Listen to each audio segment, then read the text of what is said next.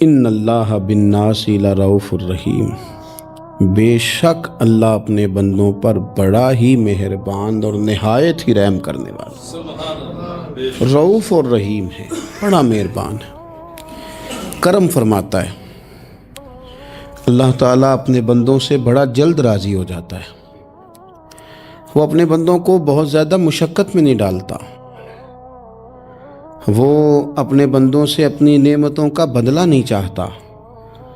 بہت سخت مشقت والی عبادتیں نعمتوں کے بدلے نہیں چاہتا۔ وہ بڑی جلدی رحم فرماتا ہے۔ ماں پیار کرتی ہے اپنے بچے سے، لیکن وہ ناراض بھی ہو جاتی ہے بعض چیزوں پہ۔ بعض معاملات اس کا دل بھی دکھاتے ہیں۔ بعض جگہ وہ رو کے یہ بھی کہتی ہے کہ تو نے میری محبت کا کوئی نتیجہ نہیں مجھے دیا، میری ساری کمائی تو نے ضائع کر دی۔ والد بہت ساری جگہوں پہ ناراض ہوتا ہے، شکوہ کرتا ہے، کہتا ہے میری بیماریوں کی، پریشانیوں کی، بڑھاپے کی، کمزوریاں کا سبب بیٹے تو ہی بن گیا۔ یہ ساری تکلیفیں تو ٹھیک ہو جائیں تو میری شاید عمر بھی بڑھ جائے، صحت بھی ٹھیک ہو جائے، میں زیادہ دیر جوان رہ سکوں۔ ناراض ہوتے ہیں ماں باپ۔ اسی طرح ماں باپ راضی بھی ہو جاتے ہیں، وہ بڑی جلدی راضی ہو جاتے ہیں۔ میں اکثر کہتا ہوں کہ والد کو راضی کرنے میں 5-7 منٹ لگ جاتے ہیں، اماں تو 1.5-2 منٹ میں راضی ہو جاتی ہے۔ ابا جی کو 5-7 منٹ لگتے ہیں، کئی دفعہ کہنا پڑتا ہے، کوئی دلائل دینے پڑتے ہیں، لیکن والدہ کے لیے تو کچھ بھی نہیں۔ آپ نیرا جا کے پیروں میں بیٹھ ہی جائیں، کچھ بھی نہ کریں، آپ پورا روئیں نہ، رونے والا منہ ہی بن جائے تو اماں تو نرم ہی نرم ہے، جس وقت جو مرضی آپ کرا لیں ہو گیا۔ اللہ تبارک و تعالیٰ بلا مثال و بلا تشبیہ سمجھانے کے لیے عرض کرتا ہوں، اللہ بھی بعض معاملات میں اپنے بندوں سے ناراض ہو جاتا ہے۔ وہ کہتا ہے میں تکبر کرنے والوں کو پسند نہیں کرتا۔ وہ کہتا ہے فسادی پسند نہیں ہیں۔ وہ فرماتا ہے کہ راہوں میں کجی کرنے والے پسند نہیں ہیں۔ وہ فرماتا ہے کہ بدعہدیاں کرو گے تو میں صبح قیامت تم سے سوالات کروں گا۔ اللہ تبارک و تعالیٰ بہت ساری چیزوں کو ناپسند کرتا ہے، ناراض ہو جاتا ہے۔ بلکہ نبی پاک صلی اللہ تعالیٰ علیہ وسلم نے فرمایا تم بات کرتے کرتے کوئی ایسا جملہ بول دیتے ہو کہ رب اتنا ناراض ہوتا ہے کہ تمہیں پتہ بھی نہیں ہوتا، تمہارے لیے جہنم کا فیصلہ کر دیتا ہے۔ اس لیے پہلے تولو پھر بولو۔ خود اپنے لفظوں کی تو تم پہرے داری کرو نا کہ میں کیا کہہ رہا ہوں۔ کوئی ایسا جملہ، کوئی ایسی بات وارث شاہ مان کری نہ وارثاں دا، کوئی ایسی بات نہ تمہاری زبان سے نکلے۔ اور حضور یہ بھی فرماتے ہیں کہ اس کا دوسرا پہلو بھی ہے، بعض اوقات تم بات کرتے ایسا جملہ کہتے ہو وہ اتنا راضی ہوتا ہے کہ تمہارے لیے جنت کا فیصلہ فرما دیتا ہے۔ مسلمان کو اب یہ حکم ہے، اس ساری گفتگو کا نتیجہ یہ ہے کہ وہ اپنے جذبات پر، خیالات پر، نگاہوں پر، زبان پر، کانوں پر تھوڑی توجہ دے، بے لگام نہ بنے، بے ترتیب نہ بنے، جو طبیعت میں آئے کر نہ گزرے، تھوڑا سا نہ سوچے سمجھے اور تھوڑا سنبھل کے چلے۔ کبھی ان کاموں کی طرف نہ جائے جن سے رب ناراض ہو جاتا ہے، ان کاموں کی طرف بڑھے جن سے اللہ راضی ہوتا ہے۔ میرے نبی پاک صلی اللہ تعالیٰ علیہ وآلہ وسلم نے ارشاد فرمایا، بعض احادیث میں لفظ یہ ہیں کہ اللہ اپنے بندوں کو دیکھ کے مسکراتا ہے جو اس کی شان کے لائق ہے۔ جس ترتیب سے ہم مسکراتے ہیں، جس ترتیب سے ہم روتے ہیں، جس ترتیب سے ہم کسی بات کا اظہار تشکر کرتے ہیں، خدا ان باتوں سے پاک ہے۔ اب بہت ساری حدیثوں میں آیا کہ وہ مسکراتا ہے، تو کیا مطلب ہے مسکرانے کا؟ تو علماء تفسیر نے لکھا ہے مسکرانے کا مطلب یہ ہے کہ وہ بڑا ہی راضی ہوتا ہے اپنے بندے سے، بڑا راضی ہوتا ہے، یہ مطلب ہے۔ ایک تو مسکرانے کا مطلب یہ کہ وہ بڑا راضی ہو گیا، وہ مسکرا دیا اپنے بندے پہ۔ اور ایک اس کا معنی خود نبی پاک صلی اللہ تعالیٰ علیہ وسلم نے بیان فرمایا۔ مسند امام احمد بن حنبل میں حدیث ہے، حضور سید عالم علیہ السلام سے صحابہ نے پوچھا یا رسول اللہ شہید تو بڑے لوگ ہوتے ہیں، شہیدوں میں افضل کون ہے؟ تو اللہ کے حبیب علیہ السلام فرمانے لگے وہ والا بندہ جو ڈٹ گیا تھا کافروں کے مقابلے میں، وہ ہلا نہیں، پوری طرح ڈٹ کے جو لڑا وہ شہداء میں افضل ہے۔ حضور فرماتے ہیں وہ جنت کے بالا خانوں میں سیر کرے گا اور رب اسے دیکھ کے مسکرائے گا، رب اسے دیکھ کے مسکرائے گا، اللہ تعالیٰ مسکراتا ہے اسے دیکھ کے۔ اور اگلے جملے میں حضور نے وضاحت کر دی، فرمایا جب رب دنیا میں کسی پر مسکراتا ہے نا تو اس کا معنی یہ ہے کہ قیامت میں پھر اللہ اسے حساب کوئی نہیں لے گا۔ جس پر اللہ دنیا میں مسکرا دیا اس سے کوئی حساب، تو وہ کام ڈھونڈنے چاہیے نا جس سے اللہ مسکرائے۔ ویسے کبھی ہم ایسا کرتے ہیں کہ نہیں کہ کسی کو راضی کیا جائے؟ یہ کام ہم کرتے ہیں کہ ہماری کمپنی کا جو سربراہ ہے وہ ہم سے راضی رہے، جس ادارے میں ہم پڑھاتے ہیں اس ادارے کا بڑا ہم سے راضی رہے۔ یہ کرتے ہیں ہم، اس کے لیے کچھ نہ کچھ ہیلے بہانے ہم کرتے ہیں۔ برادری، قبیلہ، علاقہ، بستی، لوگ کسی طریقے سے ہمارے ساتھ مطمئن رہیں، کرتے ہیں نا یہ سارے کام۔ اس میں تھوڑی مشکل بھی ہمیں آتی ہے لیکن کرتے ہیں، کیا کریں۔ گھر میں بھی کئی دفعہ ایسا ماحول بنانا پڑتا ہے۔ چلیں ایک اور میٹھی مثال دیتے ہیں، زیادہ سمجھ میں آئے گی۔ چھوٹا بچہ خوش رہے، آپ اس کے لیے محنت نہیں کرتے؟ وہ چھوٹا ہے، اس کو خوش کرنا فرض ہے ابا پہ، لیکن وہ کہتا ہے کہ میں نے موٹر سائیکل لینا ہے۔ چھوٹا ہے، چلا ہی نہیں پائے گا، تو ابا پھر اسے راضی کرتا ہے، کہتا ہے بیٹے چھوٹا سائیکل لے لے، چل میں تجھے اڑانے والا جہاز لے دیتا ہوں۔ مقصود کیا ہے کہ اس کو ناراض نہیں کرنا، یہ روئے نہ، اس کا دل نہ ٹوٹے۔ ہو یارو سنو نا میں کیا کہہ رہا ہوں، اگر چھوٹے بچے کے لیے وہ چیزیں ڈھونڈتے ہو، میرے ابا جی نا اپنے نواسے کے لیے کھلونا لے کے آئے تو بچہ بڑا ہی کھیلا، تو ابا جی کہنے لگے لو پیسے پورے ہو گئے میرے۔ بچے کو پسند بڑا ہے نا، پیسے پورے کر چھڑے نے، دیکھو نا جی کتنا اس کو راضی ہوا ہے۔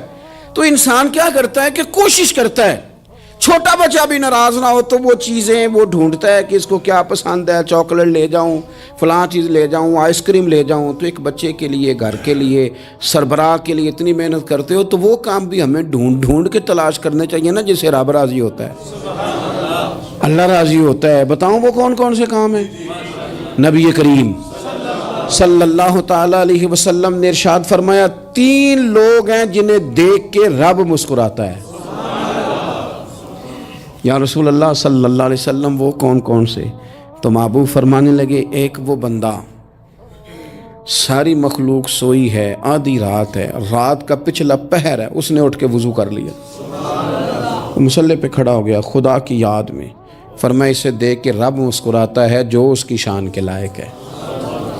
مسکراتا ہے اللہ۔ یہ تو سونے کا ٹائم تھا، یہ تو گہری نیند آنے کا وقت تھا، رات کا پچھلا پہر۔ رات پوے تے بے درداں نو نیند پیاری آوے، تے درد منداں نو یاد سجن دی ستیاں وی آن جگاوے۔ اور ساون کی کالی راتوں میں جب بوندا باندی ہوتی ہے، وہ راتوں کو اٹھ روتے ہیں جب خلقت ساری سوتی ہے۔ اللہ مسکراتا ہے۔ اور سننا میرے بھائی، میرے نبی پاک صلی اللہ تعالیٰ علیہ وسلم فرماتے ہیں جب مسلمان نماز کے لیے صفیں بناتے ہیں نا، ترتیب لگ رہی ہوتی ہے، اب اللہ کی بارگاہ میں کھڑے ہوں گے، قیام کریں گے، رکوع کریں گے، سجود کریں گے، فرمایا جب مومن صفیں بناتے ہیں تو رب دیکھ کے مسکراتا ہے، مسکراتا ہے۔ کمال ہو گئے عروج بندگی کا، جب بندے کو دیکھ کے رب مسکرائے۔ خدا بندے سے خود پوچھے بتا تیری رضا کیا ہے، مسکراتا ہے۔ اور میرے نبی پاک علیہ السلام فرماتے ہیں جب مجاہد جہاد کے لیے صفیں سیدھی کرتے ہیں، آج تو یہ رب کے نام پہ مرنے ہی آ گئے، یہ صفوں میں کھڑے ہوں گے، ترتیب سے لڑیں گے، ترتیب سے گلا کاٹیں گے کافروں کا یا شہادت لیں گے۔ فرمایا جب جہاد کے لوگ صفیں بناتے ہیں تو رب انہیں دیکھ کے مسکراتا ہے۔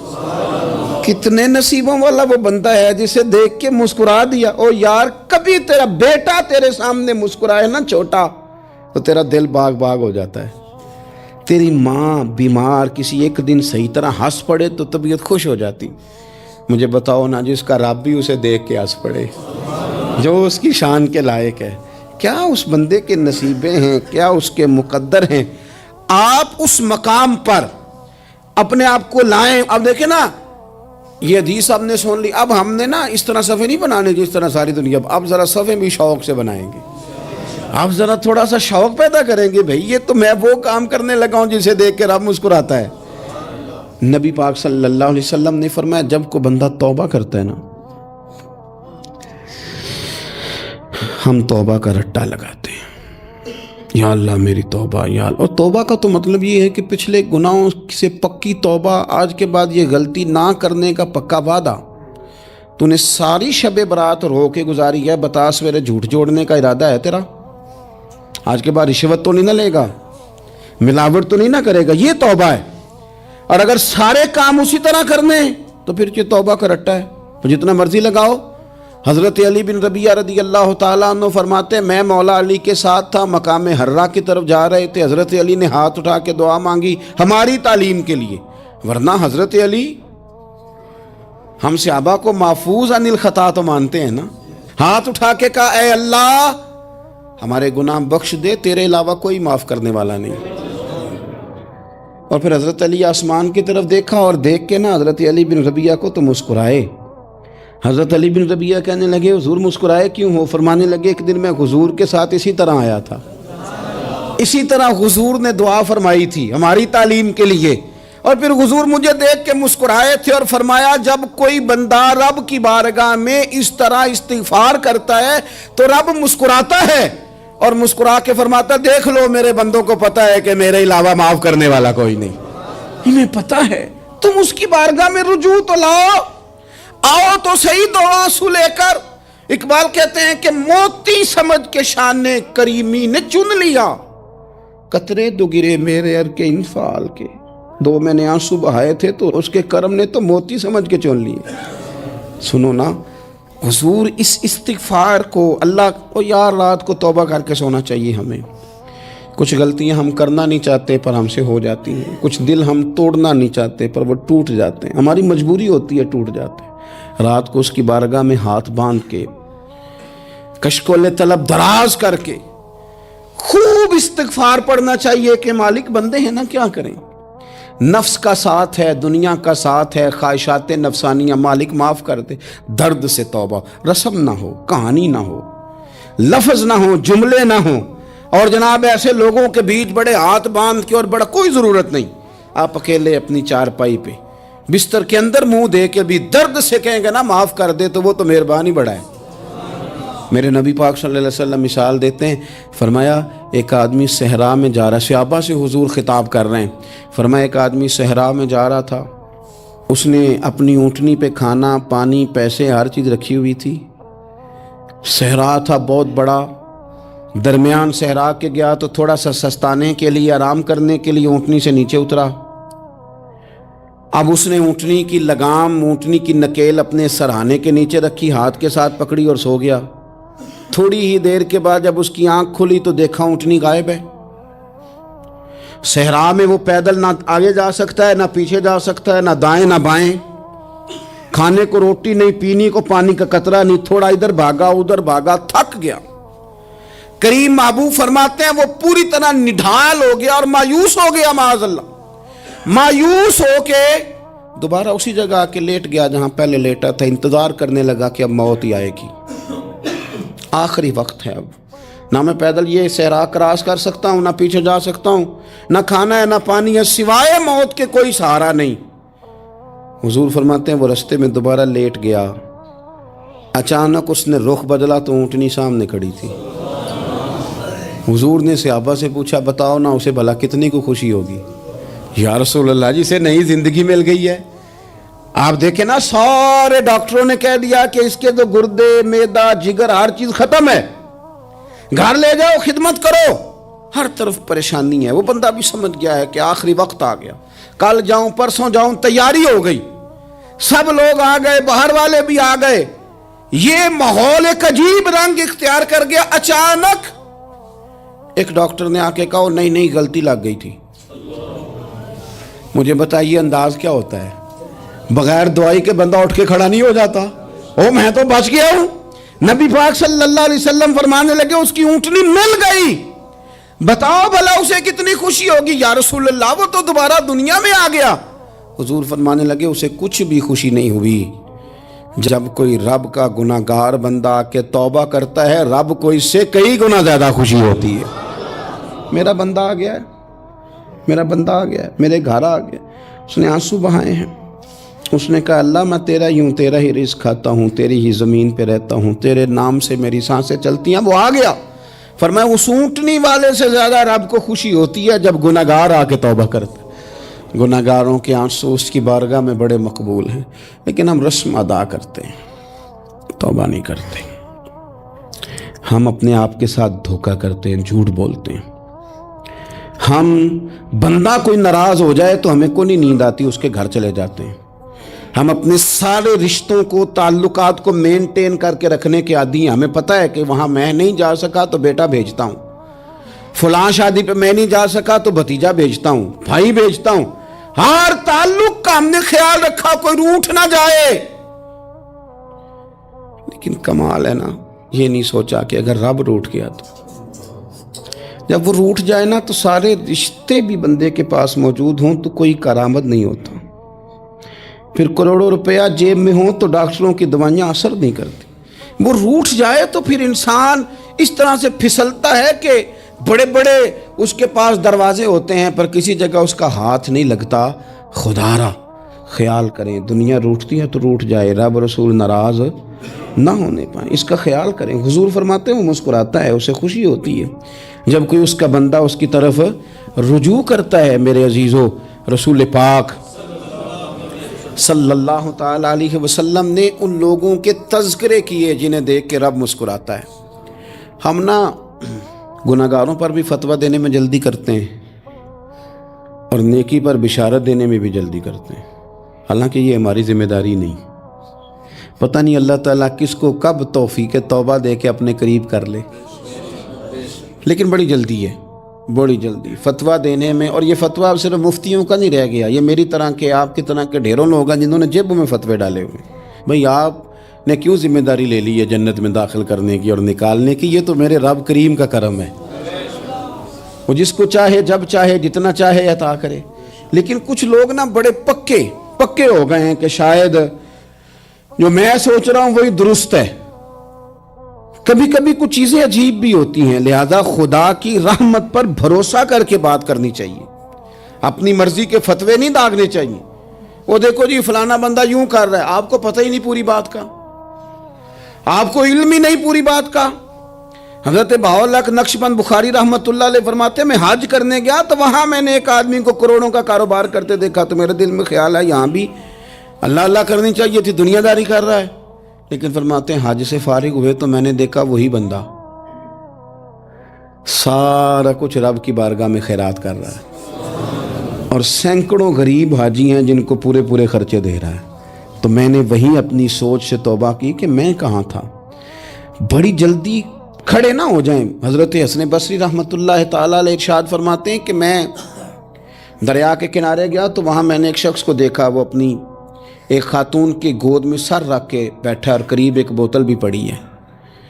میرے دل میں معاذ اللہ خیال آیا کہ دیکھو کس انداز میں ایک عورت کے ساتھ یہ ہے اور پاس بوتل بھی پڑی ہے, جانے شراب ہے. کہتے میں سوچ ہی رہا تھا کہ اچانک ایک کشتی آ رہی تھی دریا میں, وہ ہجکو لے کھائے, کشتی میں 4-5 لوگ تھے, وہ دریا میں ڈوبنے لگے. وہ آدمی تیزی سے اٹھا, دریا میں چھلانگ لگائی, پہلے ایک کو نکالا, پھر دوسرا نکالا, پھر تیسرا نکالا. ایک بندہ رہ گیا, کہنے لگا حضور مجھے تو آپ نے گناہگار سمجھا ہے, میں تو بڑے غلط انداز میں یہاں بیٹھا ہوں, آپ نے جو سوچا چلیں گے چوتھا بندہ آپ نکالنا ہے. کریں نا یہ کام, کریں نا یہ کام. بڑے بھولے بھالے بڑے اللہ والے, ریاض آپ کو بس ہم ہی جانتے ہیں. اتنی جلدی فتویٰ. حضرت حسن بصری فرماتے ہیں میں پشیمان ہوا, میں نے کہا مجھے تیرنا نہیں آتا, تو دیر نہ کر چوتھا ڈوب نہ جائے. کرتے اس نے چھلانگ لگائی, چوتھا بھی نکال لایا اور کہنے لگا حضرت آپ نے جلدی کی سوچنے میں, یہ بی بی میری ماں ہے اور یہ سرکے کی بوتل ہے. ہم ماں بیٹے کا یہ مشغلہ ہے کہ یہ وہ جگہ ہے جہاں آ کے لوگ مسافر اترتے ہیں, اور یہاں سے کسی کا گھر 100 میل ہے, کسی کا 200 میل ہے.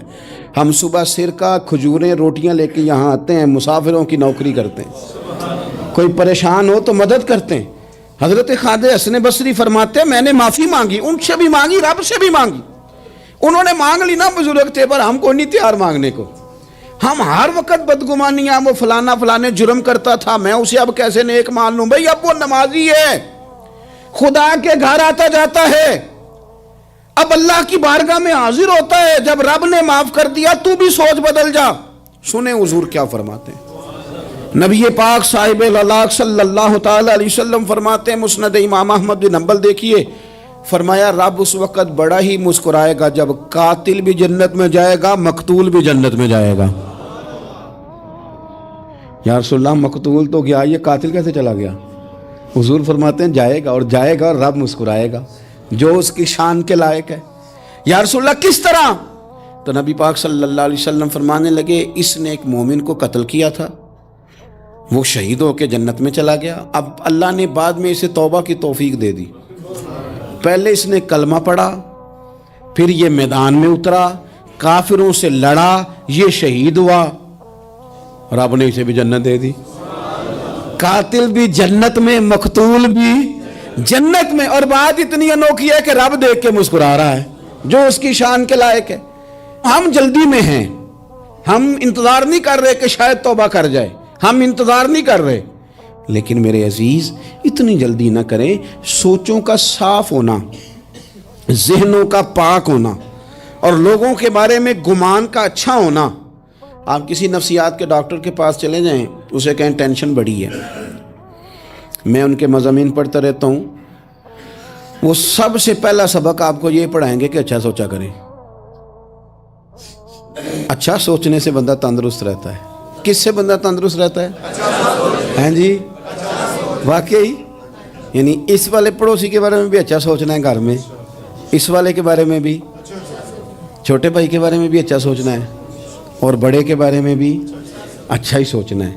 یعنی اپنی برادری قبیلے کے بارے میں بھی اچھا سوچیں، جو قبیلے کا نہیں اس کے بارے میں بھی چلیں تھوڑا سا اچھا سوچ لیں۔ اپنے بارے میں تو اچھا سوچا ہے بڑا، میں کہتا ہوں کہ ہم اپنی غلطیوں سمیت اپنے آپ سے بڑا پیار کرتے ہیں، اور دوسرے کی ایک غلطی نظر آ جائے تو ہمیں گھین آنے لگ جاتی ہے۔ آپ جلدی نہ کریں، مالک نے موقع دیا ہے بندوں کو، نہ وہ کسی کا رزق چھین رہا ہے، نہ سانسیں چھین رہا ہے، وہ اپنی زمین پہ چلنے بھی دے رہا ہے، رہنے بھی دے رہا ہے، تو جب اس نے موقع دیا ہے آپ بھی تھوڑا موقع دیں۔ اللہ بڑا کریم ہے، دروازے کھولے گا، اس کے بندے اس کی بارگاہ تک پہنچیں گے۔ بدگمانیاں، اور پھر بدگمانیوں کا عروج، اور اس لیول تک جا کے بات کر دینے کا جہاں سے خوف آئے کہ یار یہ بات نہیں کرنی چاہیے تھی۔ رسول کائنات سرور دو عالم صلی اللہ تعالی علیہ وسلم فرماتے ہیں کہ اللہ مسکراتا ہے۔ دیکھو ہمارے ہاں نا ایک اور بھی مسئلہ بن گیا ہے، میں نے کچھ لوگوں کو نا پکا، میرے پیارے ہیں، محبت ہے مجھے، تو میں چونکہ آپ میری کلاس ہیں، میں مشاہداتی اور تجرباتی باتیں بھی کر لیتا ہوں، اسی کی روشنی میں کئی دفعہ گفتگو بھی تیار کرتا ہوں۔ کچھ لوگوں نے نا پکا ذہن بنا لیا یہ کہنے کا کہ ہاتھ بڑا تنگ ہے، پکا، آپ جس وقت پوچھ لیں ان کا ہاتھ اور بڑا ہی زیادہ تنگ ہے۔ آپ یقین کریں، بہن کا جو خامند ہے وہ کہہ رہا ہے جا حصہ لے کے آ، تیرے بھائیوں کی کمائی تو نہیں، تیرے ابا کی ہے، لے کے آ۔ وہ بیچاری اس کی منتیں کر رہی ہے، کہتی ہے اگر جاؤں گی نا تو وہ کہیں گے حصہ لے جا، آج کے بعد ہمارے گھر نہ آنا، میرا دروازہ نہ بند کرو، مہربانی کرو۔ اور بھائی سے بات کرتی ہے تو کہتا ہے ہاتھ ہی بڑا تنگ ہے، جب ٹھیک ہوگا تو دے دوں گا۔ نہ کریں یہ ظلم، ہمارے اپنے تڑپتے رہتے ہیں اور ہماری دولتیں اندر پڑی رہتی ہیں، ہمارے اپنے چھوٹی چھوٹی ضروریات کے لیے پریشان ہوتے ہیں، لیکن ہم بڑے بڑے بہانے ہیں ہمارے پاس، کہتے ہیں یہ نکما ہے، یہ نکھٹو ہے، یہ کام نہیں کرتا، اس میں فلانا ہے، بے فلانا ہے، بلے میں نے نہیں ساتھ چلنا۔ اظہار جب آپ کے اندر پیدا ہوتا ہے نا، اظہار جب کسی کے لیے آپ حساس ہوتے ہیں تو آپ کو بھی سرور حاصل ہوتا ہے۔ نہ کریں یہ کام کہ آپ کو اللہ نے وسعت دی اور ہر وقت آپ ہاتھ تانگ ہونے کا رونا رو رہے ہیں، ہر وقت آپ یہ کہہ رہے ہیں میں بڑی آزمائش میں ہوں، جب خدا نے آپ پہ نہیں ڈالی۔ تو اتنے جھوٹ بولنا صرف اس لیے کہ میرے پیسے بچ جائیں، صرف اس لیے کہانی سنانا کہ حالات میرے بڑے خراب ہیں کہ کوئی بندہ میرے سے کوئی تھوڑا بہت قرض نہ مانگ لے۔ سنو، نبی پاک صلی اللہ علیہ وسلم کے پاس مہمان آ گیا، بخاری مسلم ہے، حضور نے ازواج مطہرات کے گھروں میں پیغام بھیجا کچھ چیز ہے ضیافت کے لیے؟ یا رسول اللہ کچھ بھی نہیں، یہ دو جہاں کے شاہ ہیں اور پاس کچھ رکھتے نہیں، دو جہاں کی نعمتیں ہیں ان کے خالی ہاتھ میں۔ یا رسول اللہ کوئی چیز بھی نہیں۔ حضور نے صحابہ کے مجمع پہ نظر ڈالی، یا رسول اللہ صلی اللہ علیہ وسلم حکم ہو، تو حضور فرمانے لگے تم میں سے کوئی بندہ ہے جو اسے گھر لے جائے روٹی کھلائے؟ ایک صحابی اٹھے فوراً، حضور میں لے کے جاتا ہوں کھانا کھلاتا ہوں۔ فرماتے ہیں میرے گھر میں صرف بچوں کا کھانا تھا، یہ نہیں کہ فریزر بھرا ہوا ہے نعمتوں سے، صرف بچوں کا کھانا، یہ نہیں کہ کسی کو دیکھ کے اپنی ہنڈیا پہ برتن دے لیا، صرف بچوں کا کھانا۔ کہتے ہیں گھر گیا، بیوی سے کہا کیا کیفیت ہے؟ کہنے لگی بچوں کی روٹی ہے۔ میں نے کہا بچے سلا دے، صبح ناشتہ کر لیں گے. تو کہنے لگی آپ کیا کھائیں گے؟ تو میں نے کہا نہ میں کھاؤں گا نہ تو کھائے گی، مہمان جو نبی پاک کا ہے. کہا اچھا. اب ذرا تجویز دیکھو میاں بیوی کی سوجھی آپس میں. کہتے ہیں کھانا لگا دینا کیونکہ ایک آدھ بندے کا کھانا ہے. اپنی غربتوں کا ہر جگہ اظہار کرنا، رونا رونا. یہ دیکھو غربت کیسے چھپائی جا رہی. اس کو کہا نہیں کہ چل تو تھوڑا رحم کھا، تو آیا ہے تو تھوڑا رحم کھا، یہ نہیں کہا.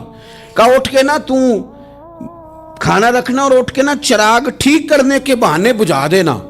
ہم دنیا والوں کے سامنے کیوں اپنے دکھ بیان کریں؟ ہم جو کہیں گے رب رسول کی بارگاہ میں کہیں گے.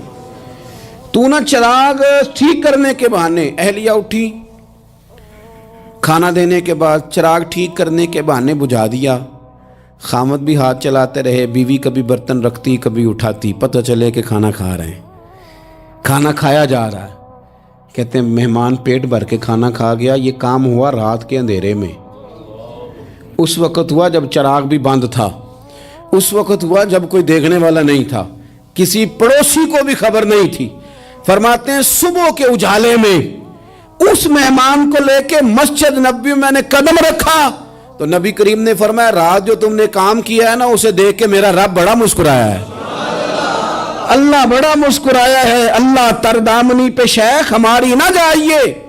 ہم دامن نہ چھوڑ دیں تو فرشتے وضو کریں. یہ شان ہے صحابہ کی. نبی کریم علیہ السلام نے فرمایا رب رات مسکرایا تیرا یہ انداز دیکھ کے، اور اس نے قرآن نازل کیا وَيُؤْثِرُونَ عَلَىٰ أَنفُسِهِمْ وَلَوْ كَانَ بِهِمْ خَصَاصَةٌ. کچھ لوگ وہ ہیں جنہیں بڑی بھی ضرورت ہو تو دوسروں پر اثار کر دیتے ہیں، قربانی دے دیتے ہیں. رب مسکرایا ہے. اندر پیسے رکھے ہوئے ہیں، اندر پیسے رکھے ہوئے ہیں، اور بہن آ کے منت کر رہی ہے کہ بھائی حالات بڑے خراب ہیں، تھوڑی سی مہربانی کر. تو کہتے ہیں بہن پردہ ہی ہے بس. کیسے بتاؤں تجھے حالات، تجھے کیا بتاؤں کام کتنی مشکل سے چلتا ہے. یہ پردہ یہ بس. بہرحال اگر تو نے کہا ہے نا 50,000 تو میں زیادہ نہیں کوئی 20 کو دے دوں گا تجھے، وہ بھی خاصی نیکی کر کے، وہ بھی بتا سکھا کے. رات اماں پہ علیحدہ سے احسان چڑھاؤں گا، ابا پہ علیحدہ سے چڑھاؤں گا کہ تمہاری بیٹی کے ساتھ تعاون کر رہا ہوں. سارے علاقے کو ویسے ہی بتاؤں گا.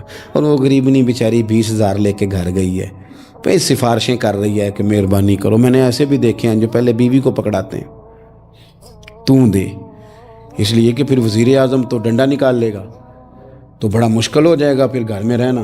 لہذا وہ یہ تو آگے لگ. یہ کیا لہجہ ہے آپ کا؟ یہ تو کسی کو بھی دیں تو چھپا کے دینے کا حکم ہے. کسی کو بھی دیں تو ہمیں حکم یہ ہے کہ سیدھے ہاتھ سے دینا ہے، الٹے کو خبر.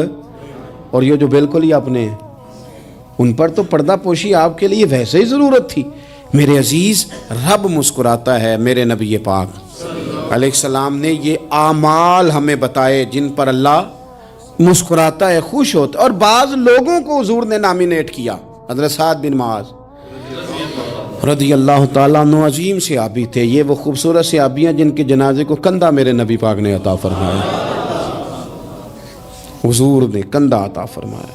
کمال ہو گئی. نرخ بازار محبت کا انوکھا ہی ہو گیا. خود خریداروں میں شامل آ کے مولا ہو گیا. حضور نے کندھا دیا. حضرت سعد بن معاذ رضی اللہ تعالیٰ عنہ کا جب جنازہ اٹھا ان کی والدہ رو پڑی، بڑے درد سے روئی. ماں تھی نا.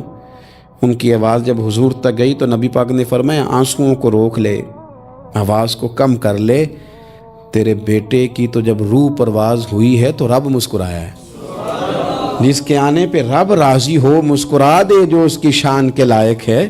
یہ تو وہ لوگ ہیں کہ جن کے جانے پر نا رب، وہ کسی نے کہا تھا کہ میرے مرنے پہ ہر سو شور مچ جائے گا، دیکھو گے میرے مرنے پہ ہر سو شور تمہیں پتہ چل جائے گا جب ہم جائیں گے. میرے مرنے پہ ہر سو شور مچ جائے گا، دیکھو گے. اور کہنے الوداع سرکار خود تشریف لائیں گے. اور درویش کہنے لگے بعد مرندے مکھڑا میرا ہو جاوے جے تازہ، پھر سمجھ لینا محبوب میرے نے آن پڑے ہے جنازہ. اور عاشق کا جنازہ ہے ذرا دھوم سے نکلے اور محبوب کی گلیوں سے ذرا گھوم کے نکلے. فرمایا کہ ان کے تو جانے پہ رب کریم. اور حضور نے ایک دعا بھی دی. حضرت طلحہ رضی اللہ تعالیٰ عنہ صحابی تھے، ان کا وصال ہو گیا تو حضور نے دعا بھی دی. فرمایا یا اللہ جب میرا طلحہ ہے نا تو اس سے مسکرا کے بات کرنا، یہ تجھ سے مسکرا کے بات کرے جو تیری شان کے لائق ہے۔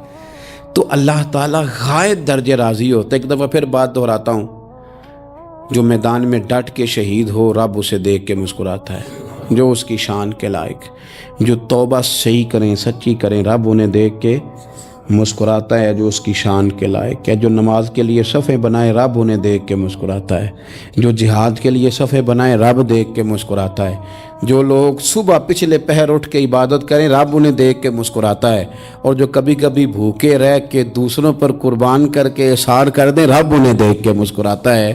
بہت بڑی فضیلت ہے۔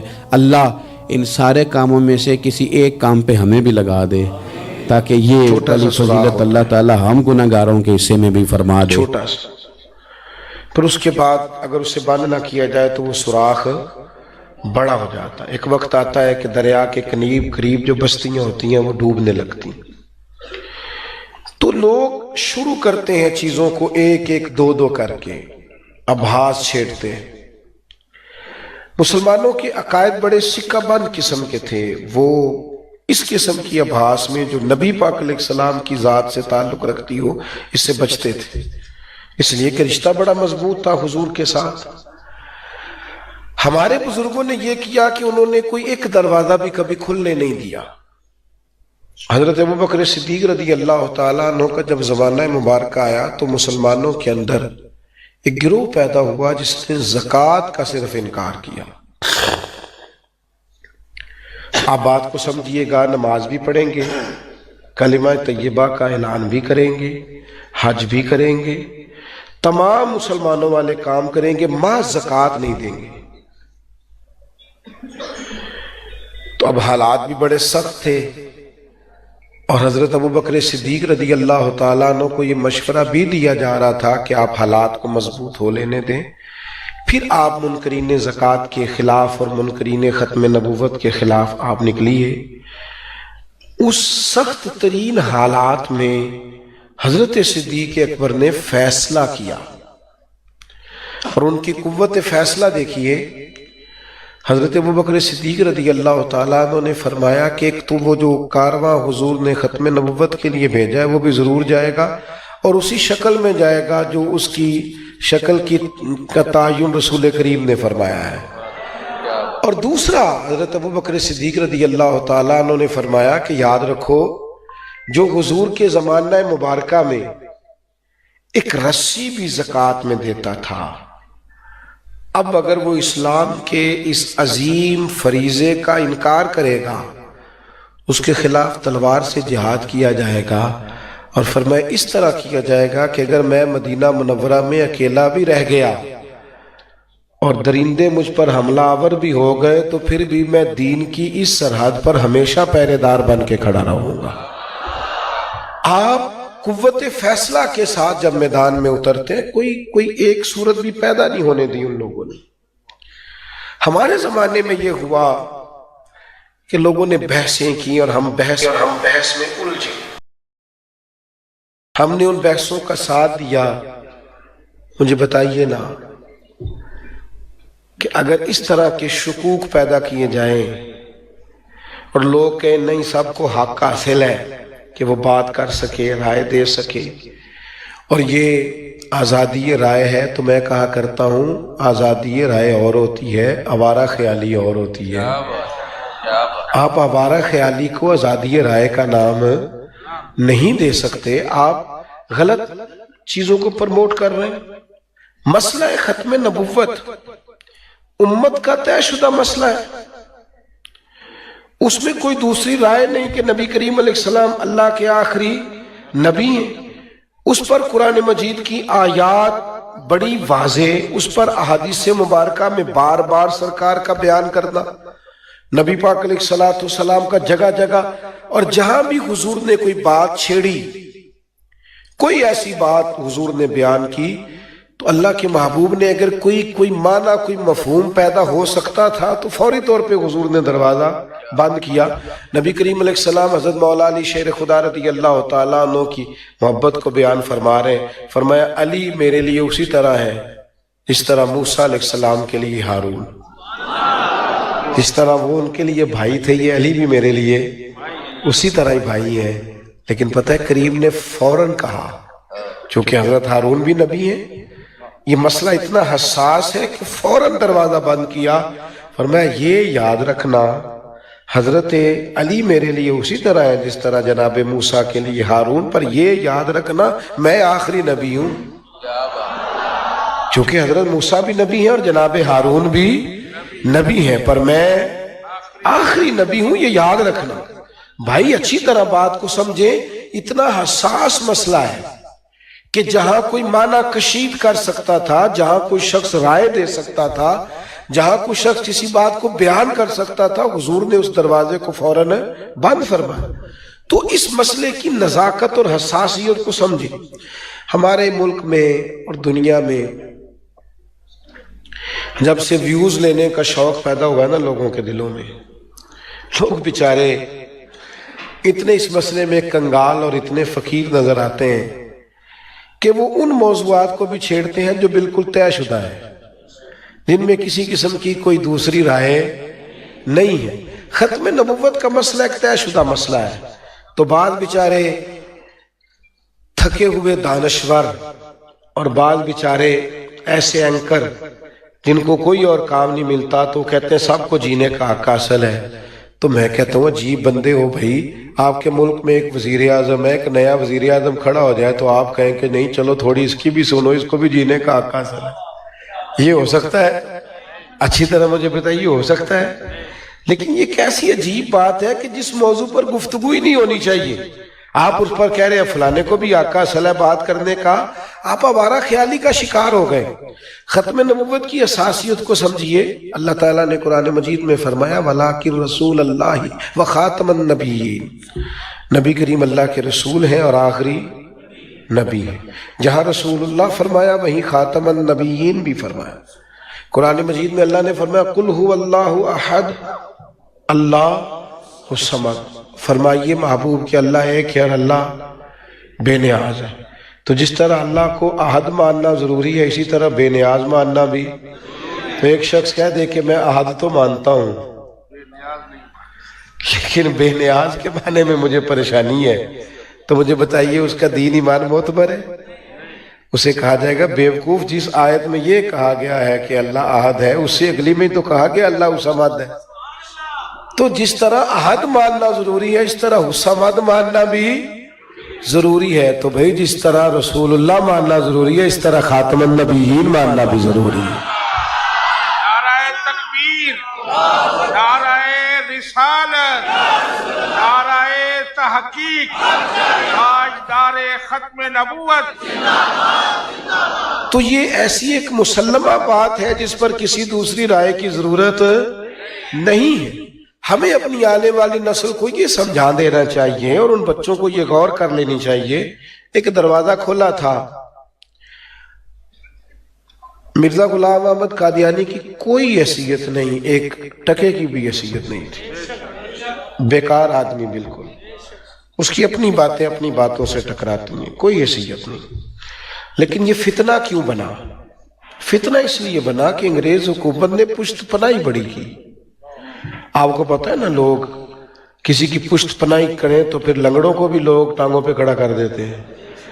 تو اس طرح اس شخص کو بھی لانچ کیا گیا، اس کی پشت پناہی کی گئی، ورنہ بیچارے کی کوئی حیثیت نہیں تھی، لیکن لوگوں نے سہارے دے کے کھڑا کیا تھا۔ ادھر سے ضرب لگی حضرت پیر مہر علی شاہ صاحب کی، علماء اور مشائخ میدان میں نکلے، وہ چند سیکنڈ کھڑا نہیں رہ سکا، مٹی کا ڈھیر ثابت ہوا۔ لیکن اب چونکہ پشت پناہی کرتے ہیں لوگ، اور میں نے شروع میں کہا شک پیدا کرنے کی کوشش کرتے ہیں کہ مسلمانوں کا وہ جو خاص رشتہ ہے حضور علیہ السلام کے ساتھ، معاذ اللہ اس میں تشکیک پیدا کی جائے، تو اس شک کو پیدا کرنے کے لیے ان کو پرموٹ کیا جاتا ہے۔ کبھی کوئی غیر مسلم ریاست انسانی حقوق کے نام پر، کبھی کوئی ان کو سپورٹ کرتی ہے، اور یہ غیروں کی سپورٹ پر تھوڑا بہت کسی وقت سر کھڑا کرتے ہیں، ورنہ ان بیچاروں کی کوئی حیثیت نہیں ہے، کسی قسم کی نہیں ہے، اور کسی حوالے سے نہیں ہے، کسی لحاظ سے نہیں۔